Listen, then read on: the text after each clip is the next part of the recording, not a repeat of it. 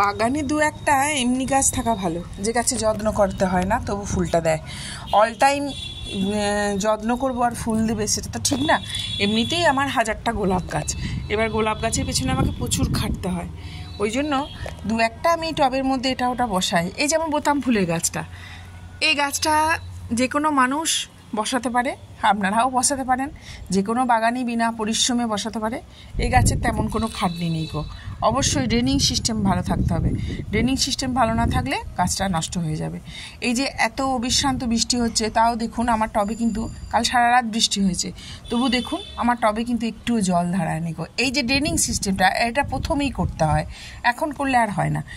গাছটা বড় হয়ে যাওয়ার পর আর হয় না, প্রথমেই যখন টবে আমি মাটি দেবো তখন করতে হয়। এই গাছটাতে দেখুন কিছু করতে হয় না, কি দারুণ ফুল ফুটেছে, অনেক ফুল ফুটেছে এবং এ এখনও অনেক ফুল দেবে। এরকম দু একটা গাছ থাকা ভালো, খারাপ না।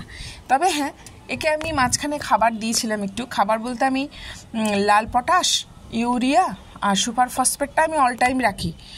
আর খোল পচা বা অন্য কোনো ফলের খোসা পচা যে লিকুইড সারটা, সেটা শীতকাল ছাড়া কখনোই গাছে দেওয়া যায় না। শীতকাল ছাড়া গাছে দিলেই গাছে মাটিতে পোকা লেগে যায়, আর অবশ্যই গাছের মাটিতে যদি পোকা লেগে যায় তাহলে কিন্তু গাছের শিকড় নষ্ট হয়ে যাবে।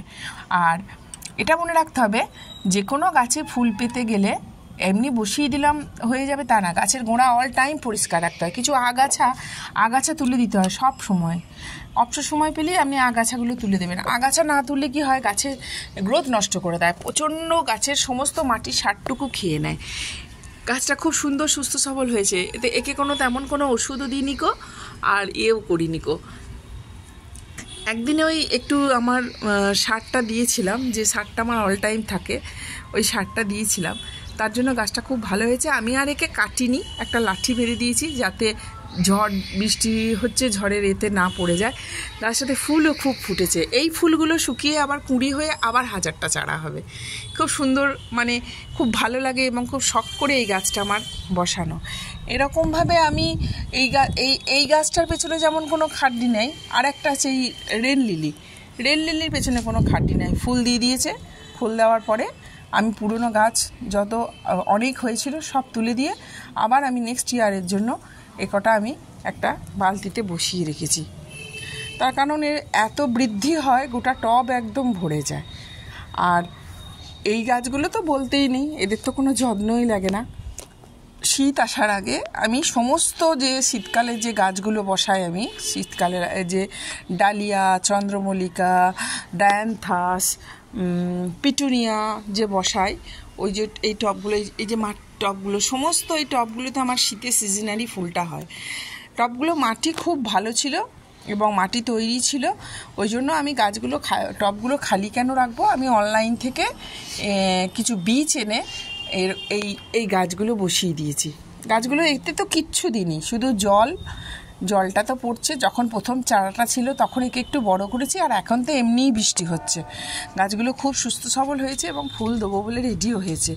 এবার এইগুলো হয়ে গেলে, এর ফুলগুলো হয়ে গেলে আমি এখানে অন্যান্য গাছ বসাবো।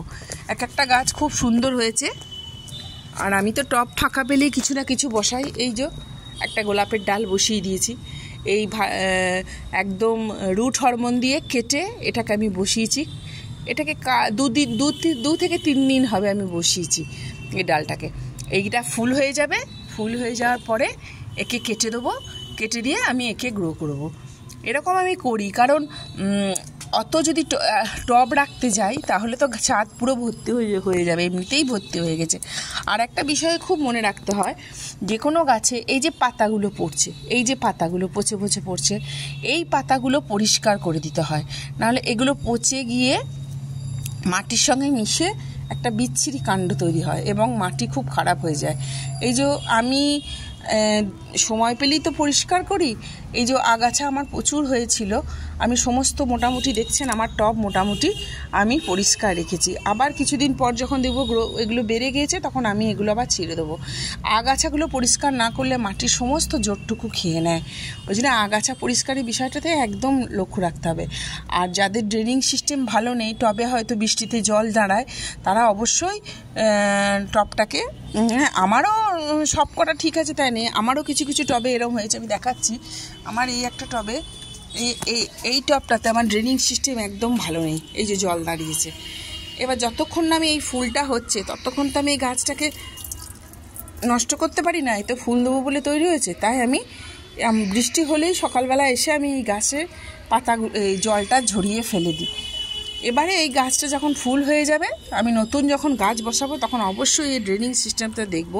ড্রেনিং সিস্টেমটা হচ্ছে টবটা যখন আমি তৈরি করব, মাটি ধোবো গাছ বসানোর জন্য, তখন আমার এই গাছের যে টবের নিচে যে ছিদ্র আছে সেই ছিদ্রর কাছে অন্য ছোট্ট হালকা চায়ের ভাঁড়ের যে পিসগুলো বা ভাঙা টবের এরকম বড় বড় পিসগুলো, এরকম সাইজে বড় বড় পিসগুলো সেই ছিদ্রতে দিয়ে দিতে হয়। এমনভাবে দিয়ে দিতে হয় যেন মাটিটাও না বেরোয়, আবার জলটাও যেন বেরিয়ে দিতে হয়, আর একটু বালি দিয়ে দিতে হয়, তারপরে মাটি দিতে হয়, তাহলে ড্রেনিং সিস্টেমটা খুব ভালো হয়। এই গাছগুলো কোনো যত্নও করিনি, কিচ্ছু করিনি, খেতেও দিইনি বিশেষ কিছু, কিন্তু আশা করছি খুব ভালো হবে ফুল। আর ছাদে গাছ বসানো মানে একটু পরিষ্কার পরিচ্ছন্ন তো রাখতেই হয়, পরিষ্কার পরিচ্ছন্ন না রাখলে তো ভালো হয় না, তাই ওই জিনিসটা রাখতে হয়, দেখতে হয়। আমার তো এইগুলো আমি এখন অপেক্ষা করছি কবে কুড়িয়ে আসবে, এখনও কুড়িয়ে আসেনি।